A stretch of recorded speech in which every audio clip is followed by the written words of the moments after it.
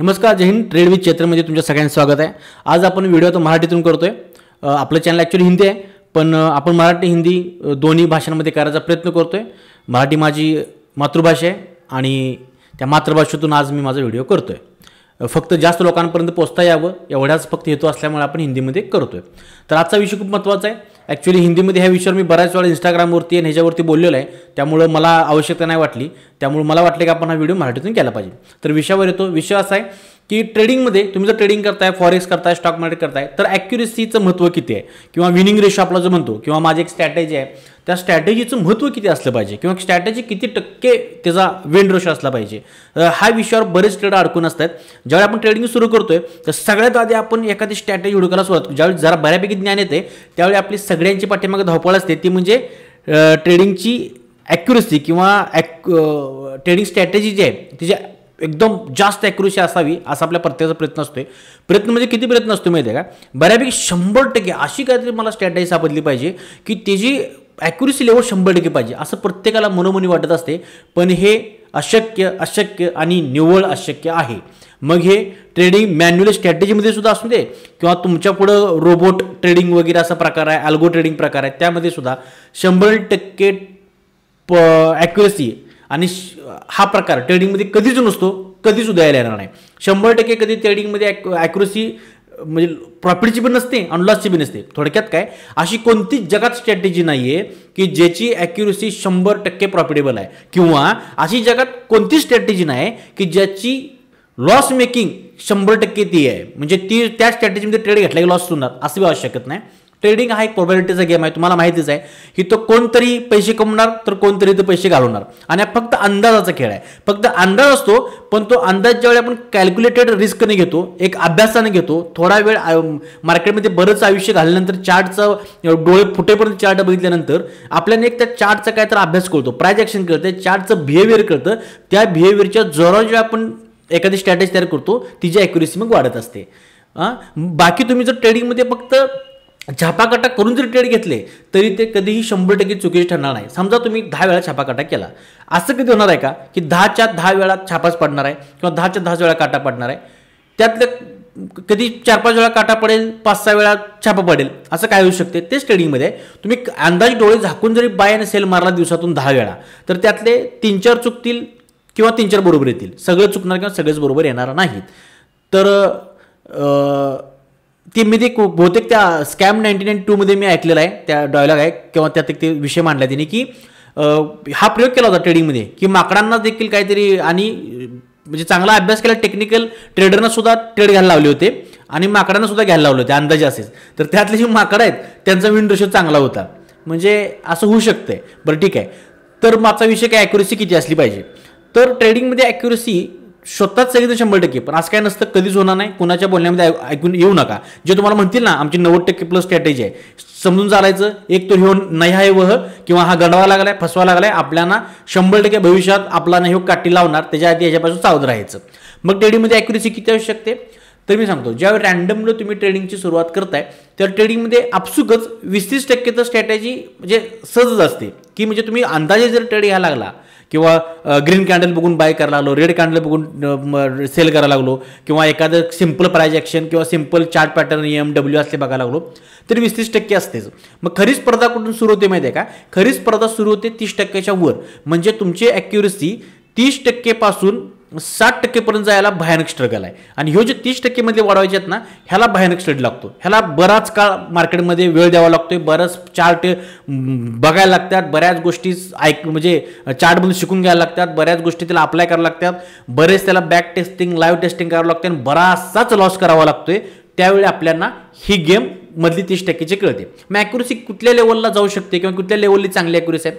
मला पर्सनली विचारलं, मला पण जेव्हा मी सुरुवात केली ना ट्रेडिंगची, मला वाटायचं माझी ॲक्युरेसी 80% प्लस जाते काय कुणास ठाऊक.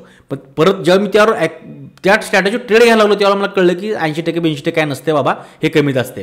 मग मला वाटतं की ज्याची ॲक्युरेसी एक 45 ते 40%च्या वर असेल तिची ॲक्युरेसी खरोखर चांगली आहे आणि जिची ॲक्युरेसी 60% पर्यंत आहे तर बोलायचं कामच नाही. मग 60% जी ॲक्युरेसी आहे तो एकदम म्हणजे प्रॉपर ट्रेडर झाला म्हणता येईल आपल्याला, एकदम जबरदस्त ट्रेडर झाला म्हणता येईल.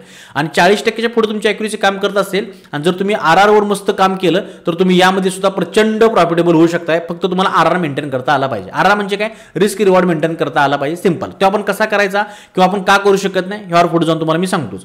तर 50% खूप चांगली झाली, 45-50%, 60% असेल तर एक्स्ट्रॉर्डनरी. माझी वैयक्तिक विचारला की ते तर मला मी 1.5 वर्ष झालं मी एकाच 2 स्ट्रॅटेजीवर काम करतो, त्यामुळे ॲक्युरेसी खरंच खूप चांगली झालेली आता. कारण त्याला बरेच मी रूल लावलेले आहेत, त्याला बराच डिसिप्लिन आणलेला आहे, त्याला बऱ्याच गोष्टी मी कन्फर्मेशन घेतोय.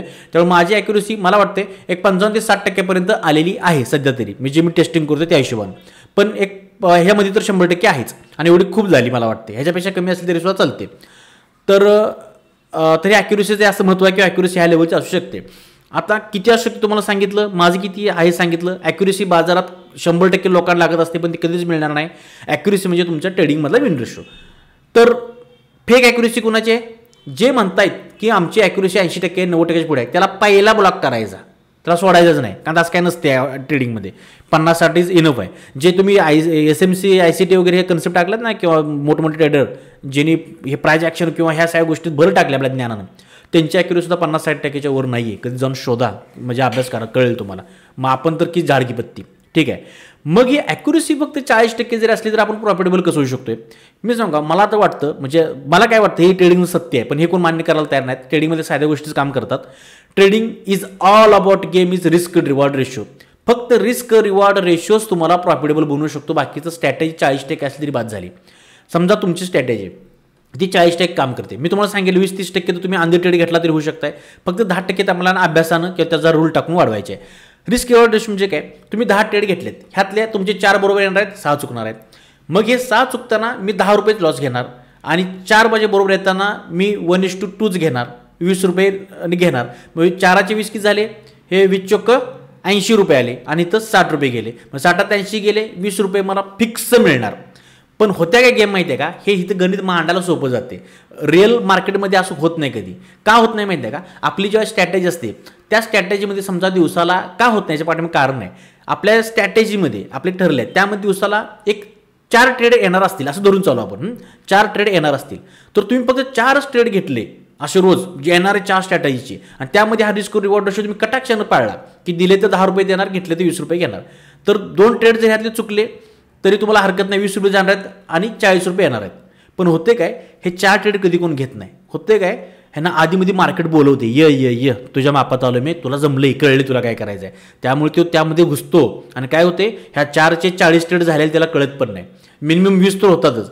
20 ट्रेड झाल्यावर काय होते, ह्या 20 ट्रेडमध्ये ह्याच्या स्ट्रॅटेजीचे ते 4 ट्रेड असतात 100%. ज्या 4 ट्रेडमधील 2 ट्रेडने ह्याला 10 रुपये लॉस दिला असतोय, मग 2 ट्रेडने ह्याला 100% 40 रुपये दिलेले असतात. काय पण ह्या 20 ट्रेडच्या ह्या जाळ्यामध्ये तो इतका अडकतो, ट्रेडर इतका अडकतो ह्या 20 ट्रेडच्या जाळ्यामध्ये की जे मेन 4 त्याचा मेन 4 ट्रेड आहेत तो विसरतोयच. आणि ह्या बाकीच्या 20 ट्रेडमध्ये सारखं प्रॉफिट लॉस कारण अंदाज नसतोय, स्ट्रॅटेजिक ट्रेड नसतात.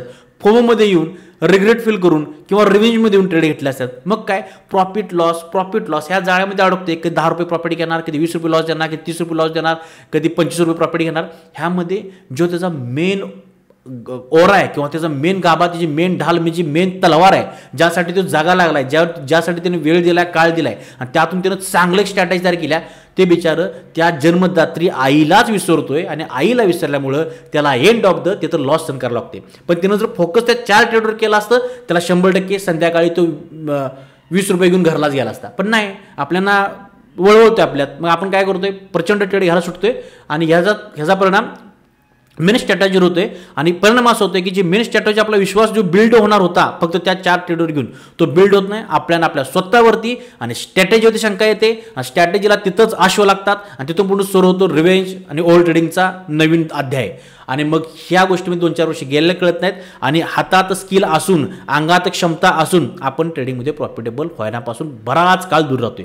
आणि ज्या दिवशी गणित समजतं त्या दिवशी एकतर पैसा संपलेला असतोय, नाहीतर वेळ निघून गेलेली असते. त्यामुळे ही वेळ आणि पैसा संपण्या अगोदरच ही समजून घेतलं पाहिजे. या सिंपल गोष्टी आहेत आणि सिंपल गोष्ट काम केलं पाहिजे. आणि हे कळलं ह्याला, आणि हे तुम्हाला कुठं पण प्रॉफिट देणार माहिती आहे का, जोपर्यंत तुमच्यात हे रूल डिसिप्लिन पाळायची क्षमता आहे, काय तुमच्या स्ट्रॅटेजीचे 4 ट्रेडच तुम्हाला, आणि RR पाळायची क्षमता आहे, काय तुम्हाला तोपर्यंत ट्रेड आयुष्यभर तुम्ही पाळला हे डिसिप्लिन तर आयुष्यभर मार्केट तुम्हाला प्रॉफिट देणार.